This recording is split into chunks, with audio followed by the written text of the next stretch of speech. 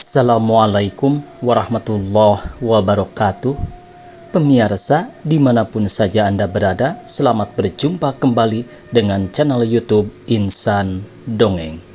Pada malam ini saya Bang Elgi akan melanjutkan roman klasik Kalau Tak Untung bagian kedua. Terima kasih kepada semua subscriber yang selalu setia menemani setiap malam. Selamat mendengarkan.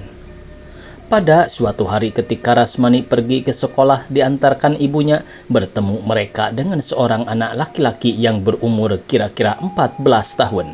Anak itu si Masrul, anak seorang kaum yang jauh dari ibu Rasmani. Ibu Rasmani menegur anak itu dengan manis dan sapa itu dibalas oleh Masrul dengan hormatnya. Ketika itu hari hujan lebat, Rasmani dan ibunya bertudung daun pisang, sedang Masrul memegang sebuah payung. Ketika Masrul melihat baju Rasmani telah basah, berkatalah ia, "Etek, biarlah Rasmani berjalan dengan saya. Pulanglah Etek. Rasmani, marilah berjalan dengan saya. Buangkanlah daun pisangmu." "Baik, benar, Masrul. Etek akan pergi ke sawah, hari telah tinggi. Mani, pergilah berjalan dekat kakakmu itu." Rasmani memandang kepada Masrul dengan kemalu-maluan. Rupanya ia belum kenal kepada Masrul. Pikiran anak itu dapat diterka oleh ibu Rasmani, sebab itu ia berkata, "Jangan segan lagi, Masrul, kaum kamu juga. Ia anak Datuk Marajo, mamamu. Datuk Marajo bersaudara sebapak dengan ibu. Bukankah engkau kenal kepadanya?" Rasmani tak berkata sepatah jua. Ia membuangkan tudungnya ke tepi jalan dan berjalan dekat Masrul. Ibu Rasmani kembali pulang sesudah memandang sejurus lamanya kepada kedua anak itu. Di tengah jalan, Rasmani diam saja, sebentar-sebentar menjauh ia sedikit karena takut pakaian Masrul akan basah oleh air bajunya. Masrul memayungi anak perempuan itu dengan hati-hati. Amat iba hatinya melihat anak itu basah kuyup dan menggigil kedinginan. Acap kali benar ia melihat Rasmani berbasah-basah seperti itu tiba di sekolah. Ketika mereka telah sampai di pekarangan sekolah, berkatalah Masrul, "Rasmani, baik engkau pagi datang ke sekolah supaya sama kita berjalan. Anak yang sebesar ini masih juga diantarkan orang tuanya. Anak-anak yang duduk di kelas 1 pun tak ada yang diantarkan lagi. Tak ibakah engkau kepada ayah dan ibumu? Berganti-ganti saja mereka mengantarkan engkau, padahal ia harus pula dengan segera pergi ke sawah." Mendengar perkataan Masrul itu, Rasmani berdiam diri saja, tak pernah terpikir olehnya yang seperti itu. Pada pikirnya hal itu sesuatu yang biasa saja, apalagi karena ia sendiri tak pernah minta diantarkan. Sekarang ada saja orang yang menyesalinya. "Tak ibakah engkau kepada orang tuamu?" Meskipun ia sekecil itu sudah terasa olehnya. Bahasa sesalan itu tak pada tempatnya, sebab itu ia tak menjawab sepatah jua pun. Karena Rasmani berdiam diri saja, bertanyalah Masrul, "Tak maukah engkau, Rasmani?" "Tak mau mengapa, Bang?" kata Rasmani kepada Masrul. "Bersama berjalan dengan saya nantikan engkau tiap pagi, tapi engkau harus pagi berangkat dari rumah." "Mau, tapi abang diam jauh pula dari rumah kami." "Sampai ke rumah saya, boleh Etek atau mama mengantarkan kamu. Itu tak berapa jauh. Kalau hari baik, berjalanlah sendiri. Maukah engkau?" kata Masrul kepada Rasmani. "Mau, Bang." Mulai dari hari itu kelihatanlah tiap-tiap pagi dan tiap-tiap pukul 1 kedua anak itu beriring-iring akan pergi atau pulang dari sekolah. Kadang-kadang mereka berjalan bersama-sama dengan kawan-kawannya yang lain, kadang-kadang mereka berdua saja. Kalau hari hujan, tidaklah Masrul menantikan Rasmani, melainkan pergi ke rumahnya akan menjemput dia. Demikian juga pulang dari sekolah diantarkannya sampai-sampai. Masrul dengan hati-hati benar menjaga Rasmani biarlah ia kena hujan asal Rasmani terlindung. Di tengah jalan kalau mereka bertemu dengan kuda atau kerbau lepas yang acap kali kejadian, Dipegangnya tangan Rasmani erat-erat dan dibawanya lari atau menghindar. Makin lama makin kariblah persahabatan mereka itu. Masrul merasa canggung kalau tak bersama dengan Rasmani. Demikian juga kebalikannya. Ada-ada saja dibuat Masrul akan membesarkan hati Rasmani. Uang yang didapatnya dari orang tuanya akan pembeli makanan tak pernah dihabiskannya seorang diri. Buah-buahan yang diperolehnya tetap diasingkannya untuk Rasmani. Selalu dijaganya supaya Rasmani mempunyai tangkai pena, anak batu tulis, potlot, kalam, dan lain-lain keperluan sekolah. Ditangkapnya burung dan dibuatkannya sangkarnya sekali untuk permainan Rasmani. Ibu bapak Rasmani sangat memuji kelakuan Masrul itu. Sejak mereka itu bersahabat, Rasmani tak pendiam benar lagi. Ia telah berani berjalan sendiri di kampung. Pergaulannya dengan anak laki-laki bebas karena sekalian sahabat Masrul menjadi sahabatnya. Meskipun ibu bapak Rasmani orang kampung benar, tetapi mereka merasa tak pada tempatnya anak perempuan yang baru berumur 8, 9, atau 10 tahun telah merasa malu kepada anak laki-laki kawan-kawannya itu. Sebab itu dengan tulus ikhlas dibiarkan mereka Rasmani bersahabat dengan Masrul. Karena Masrul ditakuti oleh kawan-kawannya sebab kuatnya dan disegani sebab pandainya di sekolah, serta dimulai karena budinya yang baik, tak adalah mereka yang berani mengganggu serta tak menertawakan dia tentang persahabatannya itu. Pada perasaan Masrul, kalau ia ada beradik perempuan, taklah akan lebih sayangnya kepada adiknya itu dari kepada Rasmani. Pada perasaan Masrul, kalau ia ada beradik perempuan, segan ia meminta sesuatu keperluannya kepada Masrul. Kalau ia kena ganggu oleh kawan-kawannya, kepada Masrullah diadukannya hal itu. Pada suatu saat pemirsa, di pekarangan rumah Rasmani, Rasmani, adakah engkau di rumah? Seru seseorang sedang mengetuk pintu rumah Rasmani. Mendengar suara itu melompatlah Rasmani keluar dari dapur dan dengan tersenyum dibukanya pintu. Baru saja pintu terbuka, berkatalah Rasmani dengan ramahnya, "Masuklah bang, sudah lama benar Bang Masrul tak kemari. Kata saya, abang telah lebih dahulu berjalan. Saya bermaksud hari ini akan pergi mencari kuburan abang." "Tak baik bergurau seperti itu, Mani. Ngeri saya mendengarnya. Engkau mintakanlah supaya saya berjalan dengan lekas," kata Masrul kepada Rasmani. "Masakan saya mintakan, saya katakan seperti itu, karena saya telah lama benar tak melihat abang," kata Rasmani dengan bersungut. "Masakan lama? Belum cukup sepekan saya tak kemari. Kalau engkau hendak bertemu, mengapa engkau tak datang? Ibu abang bertanyakan engkau pula, mengapa perkara mati itu benar yang engkau sebut?" "Jangan gusar Bang Masrul. Tidak, abang akan mati dahulu. Badan abang kuat dan sehat.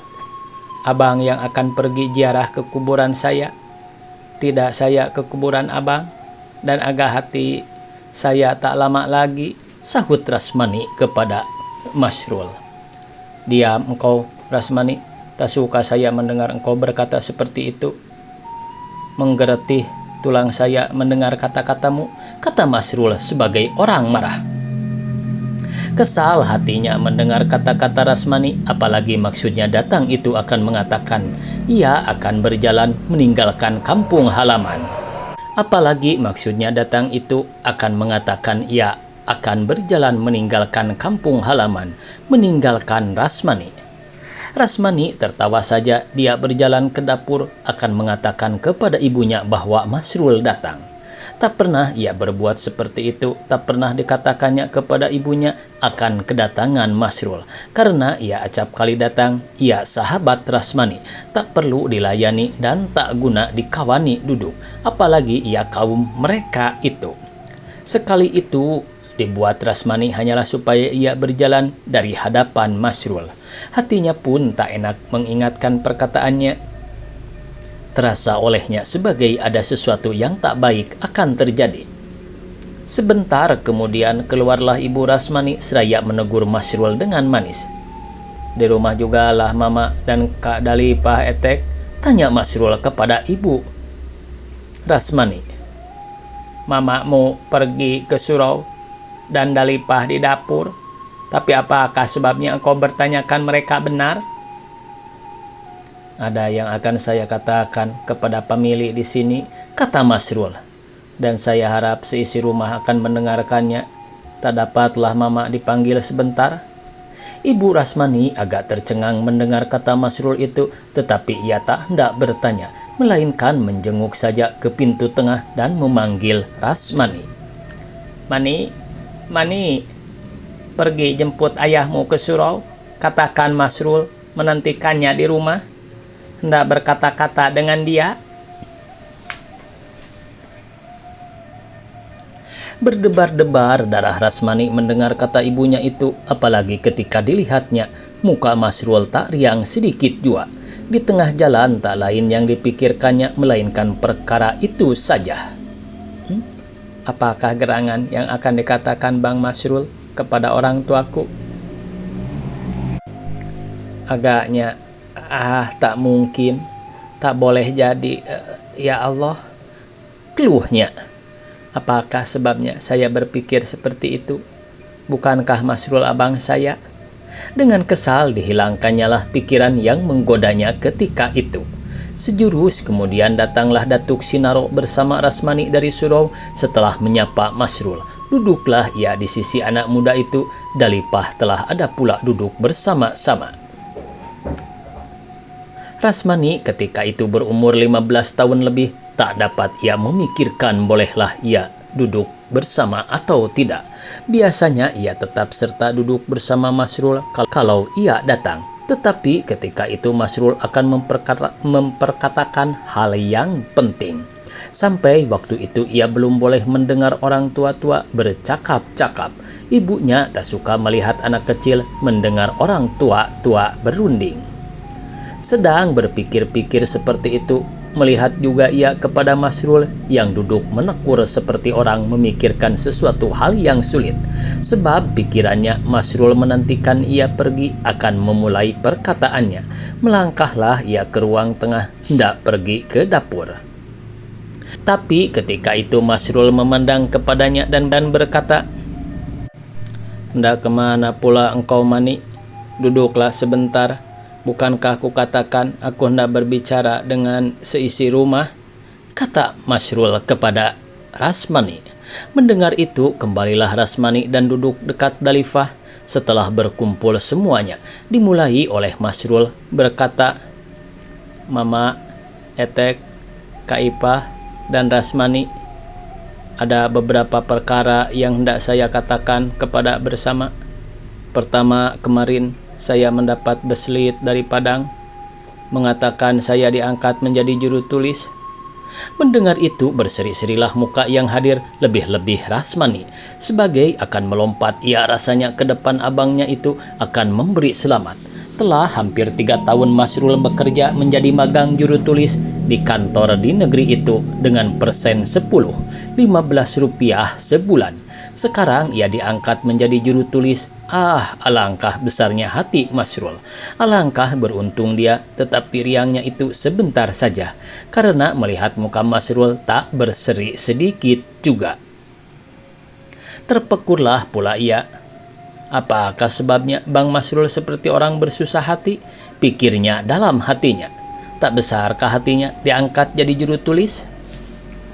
Masrul terdiam sebentar sambil memandang juga ke muka Rasmani. Melihat Masrul berdiam diri itu, bertanyalah ayah Rasmani, "Masrul, di mukamu tak kelihatan sedikit juga bahasa engkau berbesar hati menerima angkatan itu. Tak sukakah engkau gerangan?" "Bukan tak suka, Mak, melainkan sebaliknya. Tak dapat saya terangkan bagaimana girangnya hati saya ketika mendapat beslit itu. Melompat-lompat saya sebagai anak kecil, tetapi jika saya pikirkan di belakangnya, saya akan berjalan meninggalkan ayah bunda saya yang telah tua. meninggalkan terdiam ia sebentar, meninggalkan kaum keluarga, kampung halaman. Hilanglah kesukaan saya itu. Apalagi kalau saya ingat tempat yang akan saya tuju itu amat jauh. Ya, lupa saya menanyakan di mana engkau ditempatkan. Di Painan, Mak. Tak jauhkah itu pada pikiran Mama? Memang jauh, Masrul, tetapi tak patut itu akan mengganggu pikiranmu. Ku dengar kabar banyak orang kita yang merantau ke Klang, ke Singapura, ke Malaka, ke Aceh, ke Medan, ke Jawa, dan lain-lain. Painan masih di daerah kita jua. Itulah adat kita laki-laki, berjalan meninggalkan kampung halaman, membawa peruntungan kemana ditakdirkan Tuhan, mencari rezeki di mana murah. Benar, Mak, saya pun berpikir seperti itu juga. Tetapi seperti saya katakan tadi, yang saya rusuhkan bukan itu. Saya susah meninggalkan orang tua saya yang telah tua. Saya anak tunggalnya. Kalau ada saya bersaudara, lain perkara. Kalau tumbuh sakit, ngeluh, pening pada mereka itu, siapakah akan menghadapinya? Saya anaknya yang laki-laki dan perempuan sekali. Kalau haus tempat minta air, kalau lapar tempat minta nasi. Tak ada yang lain yang akan diharapkan mereka itu. Jika bunda hilang tengah malam, tubuhnya busuk, terguling seorang. Jika bapa mati tengah hari, bangkainya terguling di tengah jalan. Pandai benar engkau berkata-kata, Masrul. Tetapi sekalian itu hanya peribahasa, petatah petitih orang kita. Janganlah perkara itu engkau rusuhkan. Tidak ibumu akan sakit terguling seorang, tak bapakmu mati di tengah jalan, terbaring seorang diri. Tidak mereka akan mati kelaparan dan kehausan. Kita berkorong, berkampung, mempunyai adat dan lembaga. Ibumu orang banyak kaum, banyak sanak, banyak sahabat. Yang jauh diperdekatnya, handai menjadi saudara kandung. Bapamu orang terpandang, orang yang arif bijaksana. Tempat orang berguru bertanya, tempat orang mengadu halnya. Lagi pula uang di pinggang menjadi sanak, padi di lumbung menjadi saudara. Tak patut hal mereka akan engkau rusuhkan. Masrul terpekur pula mendengar perkataan Datuk Sinaro itu, termakan di pikirannya. Tetapi tak tahu ia entah apalah yang disusahkannya benar. Hatinya kesal bercampur sedih. Dadanya sesak tak dapat ia rasanya berkata-kata lagi. Rongkongannya bagai akan tersumbat. Rasmani berdiam diri saja sambil melentur-lentur jarinya, memandang ia ke tikar tempat ia duduk. Tak berani ia mengangkat kepalanya, takut yang hadir akan melihat perubahan pada mukanya. Ia takut kalau yang lain akan melihat turun naik napasnya yang tak beraturan lagi. Beberapa kali Masrul memandang kepada Rasmani, akan tetapi tak sekali juga ia dapat melihat mukanya. Sejuru selamanya mereka semua berdiam diri, masing-masing penuh dengan pikirannya. Kemudian berkatalah Ibu Rasmani sebagai memutuskan kesunyian itu. Apabila engkau berangkat, Masrul? Apakah kata ibumu tentang kepindahan engkau itu?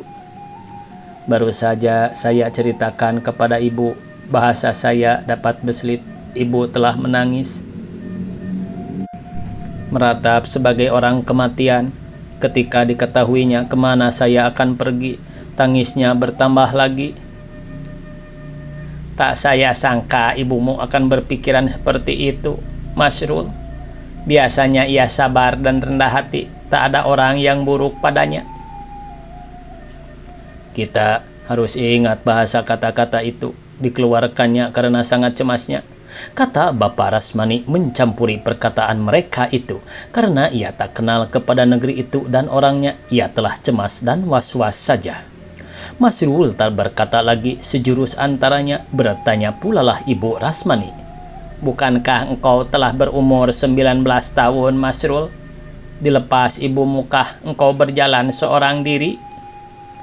Lambat benar pertanyaan itu baru dijawab Masrul dengan lambat dan tertahan-tahan. Berkatalah ia.